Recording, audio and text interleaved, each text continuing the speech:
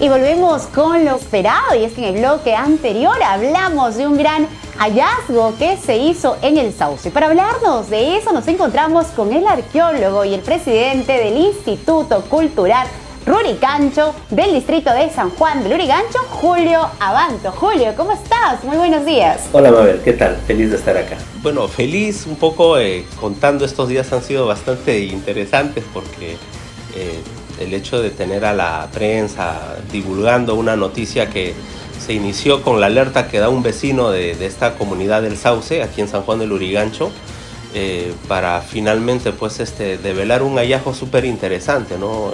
Una especie de mausoleo, digamos, no es propiamente un mausoleo, sino es una especie de pozo bastante profundo, casi 5 metros de profundidad. Realmente es algo que dentro de lo que es mi experiencia como arqueólogo es, creo que, inolvidable, ¿no? Dentro de tu experiencia, ¿qué significa encontrar eso, no? Y que hoy por hoy, porque hay que reconocer, tienes una trayectoria ya como arqueólogo, pero este descubrimiento ha hecho pues que todos pongan nuevamente los ojos culturalmente en San Juan de Lurigancho. Claro, eso es lo interesante. Acá hay varios temas que son que resaltar, ¿no? Uno es el hecho de tener un contexto intacto. Es la primera vez, podríamos decir, que un hallazgo de este nivel se logra acá. No es que no hayan ocurrido, nosotros sabemos que el Sauce es un sitio arqueológico de la época inca, originalmente bastante extenso y que hoy se ha reducido pues por el crecimiento de la ciudad a un espacio de menos de 1 hectárea, ¿no? El vecino vive muy cerca a la propiedad y es bastante usual cuando hay obras, por ejemplo, de servicios públicos, se hacen zanjas. Los arqueólogos detectan, como ocurrió hace algunos años con una empresa de gas, ¿no? Y por otro lado, el hecho de la, digamos, voluntad del propietario de dar una alerta, de actuar de manera responsable y confiar en los arqueólogos y el Instituto Nacional de Cultura para proceder y permitir en buen momento no tener ninguna dificultad con la propiedad que él tiene, porque él justo viene construyendo su casita, que es el sueño creo que de cualquier migrante que llega a nuestra capital y con los años y su esfuerzo logra finalmente consolidar un hogar, ¿no? En tu ámbito y en los grandes hallazgos y la participación tuya, ¿no?, en motivar la cultura y en cuidarla, ¿no? San Juan de Lurigancho, si bien es un distrito el más grande de Lima Este, ¿cuáles son o cómo podemos identificar los vecinos, no más que todo por ellos, algún punto o que tal vez no llegar a la sorpresa, ¿no?, que ha pasado en ese caso de encontrar ese mausoleo? Bueno, estamos en un país muy rico en realidad, donde quizás no solamente te topes con un contexto funerario, pues como así lo denominamos nosotros, sino puede ser evidencias de vasijas, arquitectura o cualquier otro elemento que sea bastante curioso, ¿no? En este caso, él contando un poco la historia, hace muchos años cuando él viene a vivir en este lugar, él está construyendo un pozo séptico, un silo, y se da con la sorpresa al 1,5 metros que debajo de su propiedad hay un espacio, ¿no? Un espacio muy profundo que obviamente él entiende que es importante. Pasa el tiempo, estamos hablando de inicios de la década del 90. ¿Cómo se llama ese personaje que tú mencionas y a los que llega? El señor, ¿verdad? Hipólito Tica Quispe. Él viene de Villarrica, ¿no?, a vivir a San Juan de Lurigancho en esos años.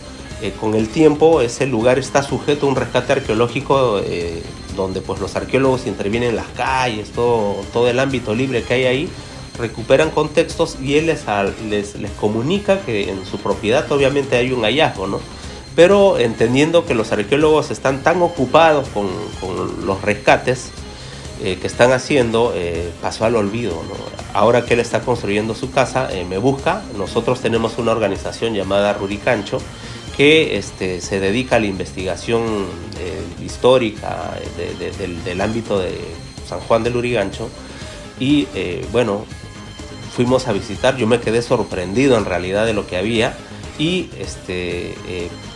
tuvimos la posibilidad de tener rápida comunicación con los directores del Ministerio de Cultura, quienes en este caso nos indican cuál era la modalidad, porque esto está dentro del marco de lo que denominamos acción arqueológica de emergencia.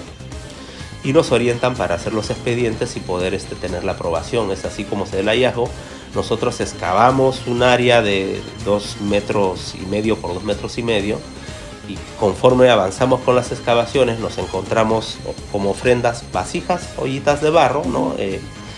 Que probablemente contuvieron alimentos en algún momento. Estaba el sello, que es una especie de capa de barro muy compacta, que tenía bastante material orgánico, y debajo de eso toda una composición de rocas que cubrían la boca de la tumba. Al develarla, ya se pudo ver que había efectivamente 3 fardos funerarios, paquetes bastante grandes, y ya con los estudios que hicimos nosotros determinamos que dentro de al menos 2 de estos fardos está descansando más de 2 individuos, probablemente 3, ¿no? Lo que hemos encontrado al interior es fascinante, ¿no? Personajes que tienen brazaletes de plata, discos con emblemas o con iconografía. Me imagino que le da algún sentido de importancia a la población, ¿no? Un objeto, un punzón de hueso que representa 2 jaguares, abundante Spondylus, que viene a ser una especie es un molusco que procede de las costas de Guayaquil. O sea, imaginemos el comercio, ¿no? La importancia de estas valvas de molusco, que son bastante valoradas en ese periodo, ¿no? Otro dato interesante es que definitivamente corresponde a una población, a un grupo familiar de élite de la cultura local, en este caso de los Lurigancho o Ruricancho, ¿no? En un periodo donde los incas prácticamente están dominando todo este territorio y han concentrado a la población y a sus gobernantes dentro de los centros administrativos que ellos crean.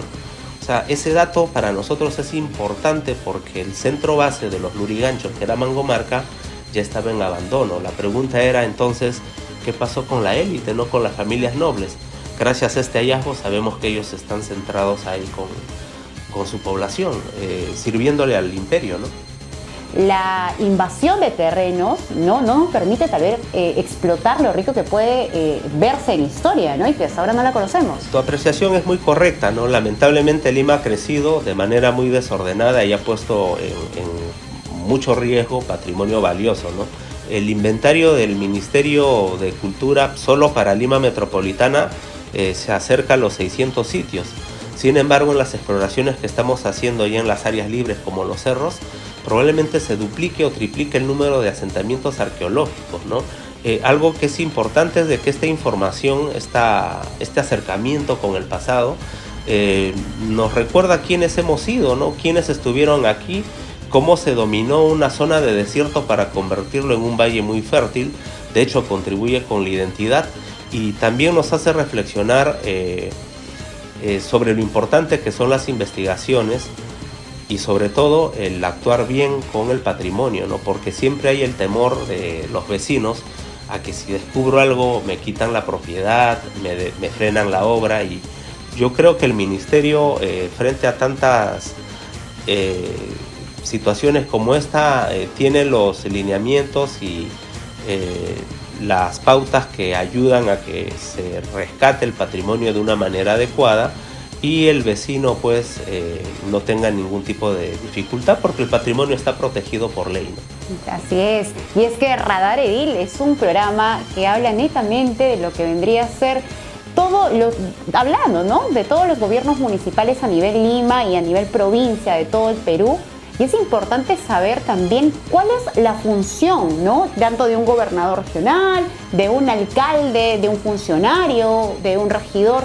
¿Cuál sería su función y su aporte, ¿no? Para el cuidado en caso dentro de sus jurisdicciones pueda encontrarse esos hallazgos como lo has hecho tú en San Juan de Lurigancho. Tu pregunta es muy importante porque, bueno, tú sabes de que según la Constitución el Estado es el protector del patrimonio. Ya tenemos un Ministerio de Cultura que también bajo la ley es quien administra, quien gestiona, quien promociona, pero la Ley Orgánica Municipalidades también establece ciertas responsabilidades, ¿no? Es importante que los gobiernos municipales, más allá de saber que tienen huacas, por ejemplo, propicien los inventarios, los catastros de lo que existe, porque hay territorios muy grandes como el de San Juan de Lurigancho, o Caraballo, o Atevitarte, Por otro lado, desarrollar infraestructura que ayude a la promoción, a la preservación, a la custodia de todo este recurso. Los vecinos a veces preguntan, ¿y ahora qué va a hacer de todos estos objetos tan valiosos, ¿no?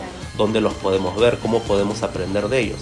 Por otro lado, los sitios arqueológicos deben de ser aquel espacio que solamente está cercado o rodeado por manzanas, para convertirse en lugares vivos donde el aprender de la historia sea una forma de enseñanza constante y de aprendizaje y de admiración de nuestro legado, ¿no? O sea, hay muchísimas cosas en las cuales nosotros podemos pensar.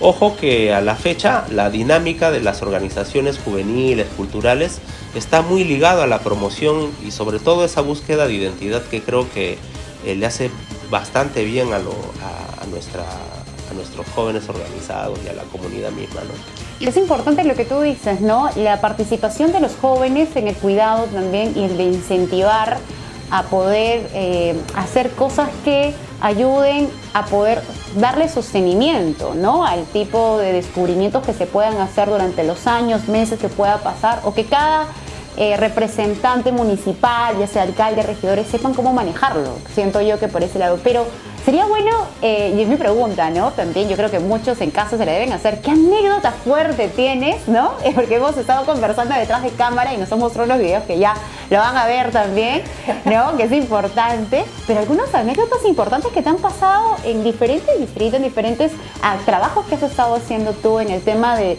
descubrimientos arqueológicos aquí en Lima. Coméntanos dos, a ver, para poder... Yo pienso que sobre esta experiencia es el hecho de que hay muchos amigos de organizaciones que se sumaron a este proyecto tan interesante, sobre todo cuando nosotros fuimos a visitar y observar el silo que digamos era la puerta inicial para ver el hallazgo. Nosotros introducimos una cámara pequeña, bueno, desde tu celular con un brazo extensible, y al sacarlo se desprende y se va hasta el fondo, ¿no? Imagínate tu celular con el equipo que trabajas.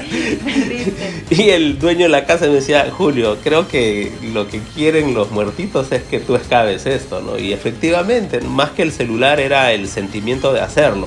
Pero en determinado momento, porque toda esta hazaña nos ha llevado casi una semana de trabajo desde muy temprano hasta que oscurecía.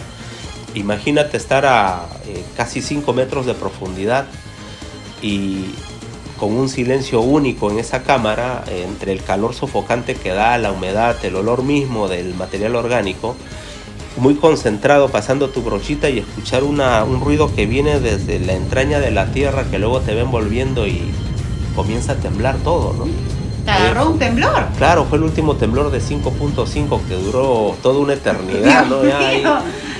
¿Con cuántas personas estabas ahí en ese momento? David Rey es un joven arqueólogo que me decía, cálmate. Te pusiste tú nervioso entonces. Es que todo el mundo que estaba arriba desapareció, ¿no? Nos dejaron las sogas colgando, todo, que era increíble en realidad. Y bueno, algo que atiné es a decirle a David, para calmarnos, es que si esto no se había caído en 500 años, menos lo iba a hacer en ese momento, ¿no? Claro. Pero créeme que es lo último que quieres experimentar en tu vida, estar a tanta profundidad y que, bueno, vivas una experiencia como esa, ¿no? Parte del trabajo. ¿Se imaginan estar bajo tierra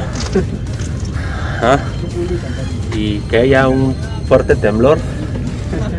Estamos acá sacando unos fardos en el sauce en San Juan del Lurigancho con David Reyes.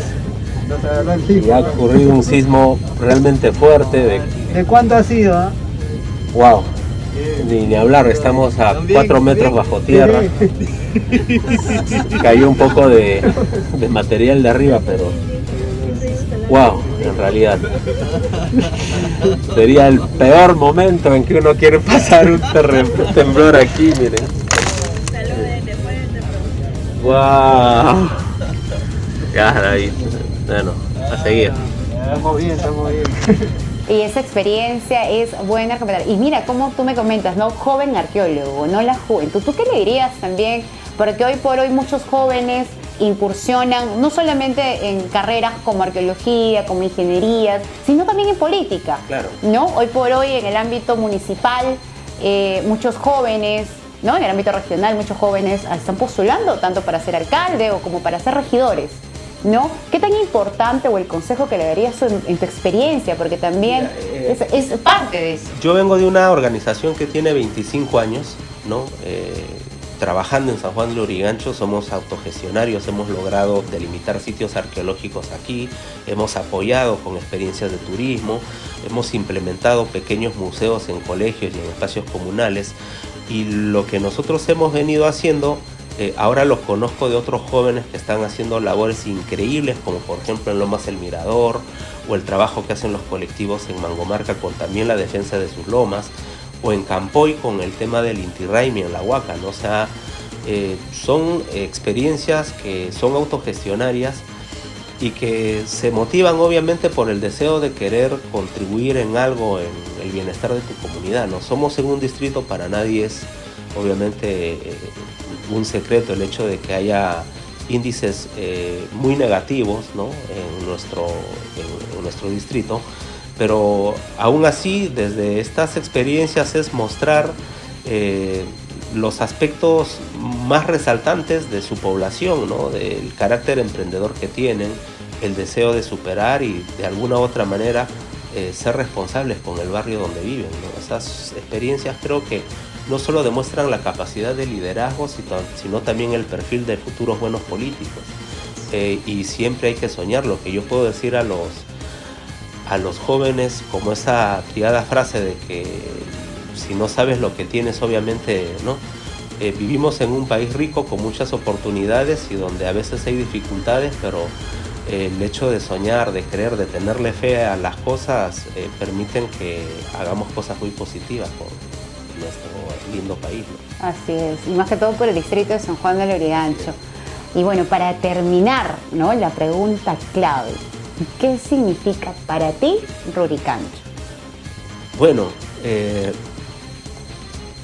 yo he nacido en San Juan de Lurigancho, ¿no? El descubrir la riqueza de este suelo, el intimar con sus lugares tan hermosos, no solo te genera un compromiso, sino un bienestar en el alma que no se compara a nada, ¿no? O sea, tengo tantos años trabajando, pude haberlo hecho en cualquier parte del país o del mundo, y decidí por alguna noble causa que te nace del corazón el seguir creyendo en cosas muy lindas que pueden ocurrir acá y seguir trabajando por eso. Ese es el mensaje. Muchísimas gracias, y esta ha sido nuestra entrevista con un gran arqueólogo y sobre todo vecino de San Juan de Lurigancho. Así que ya saben, cuidemos nuestra cultura, cuidemos también nuestras áreas verdes, incentivemos también a los niños en casa a poder dar ese cuidado que realmente la cultura merece, saber de dónde venimos, qué nos espera, la Pachamama, la tierra donde siempre nos trae grandes sorpresas. Y qué más, muchísimas gracias, Julio, por acompañarnos este sábado. Y bueno, llegó la hora de despedirnos. Esto fue todo por esta semana. Que sigan pasando un bonito sábado en compañía de Betcable.